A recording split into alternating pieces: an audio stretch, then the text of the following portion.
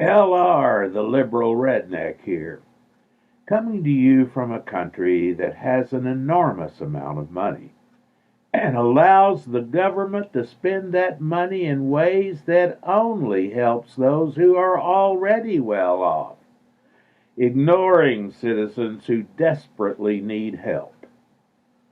Big oil companies record gigantic profits every year in large part to the $649 billion they get in fossil fuel subsidies. Rather than wiping out student loan debt, which amounts to $1.7 trillion and affects millions of our citizens, our government gave a handful of uber-rich citizens a $1.9 trillion tax break. The most egregious act of all has to be the ridiculous federal minimum wage. Big business depends on the minimum wage to keep down their overhead and increase profits for shareholders. It allows them the justification to pay below subsistence salaries. Because of this, half of America's full-time workforce makes $18,000 a year or less. It has been over 10 years since the last increase in the federal minimum wage. Business owners cry that they would have to close their doors if the minimum wage were to be increased. Well, if your business is based on the exploitation of workers, then you have no business being in business. America is the richest nation on earth, but you eliminate the top 1% and our ranking falls dramatically. Wealth inequality is destroying our nation.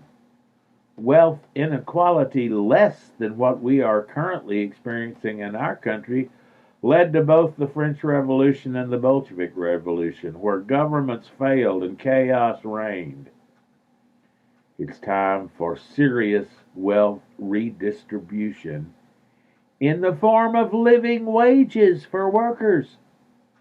According to financial experts, in order just to keep up with inflation, the current minimum wage of $7.25 an hour would need to be increased to $22 an hour. To do so would be an enormous boost to the economy and the morale of our nation. $22 an hour is a living wage, while $7.25 an hour is a slow death sentence. We need to elect a new administration that is more concerned with the needs of the majority of our citizens instead of one that is obsessed with ass-kissing their rich campaign donors. In order to help you decide whom to vote for on November 3rd, 2020, remember that Republicans want to do away with Social Security, Medicare, Medicaid, and Obamacare so the rich can keep their tax cuts. You can reach me at theliberalredneck@gmail.com, and you can visit live with me and my very talented colleagues every Friday at noon Central on blogtalkradio.com/theliberal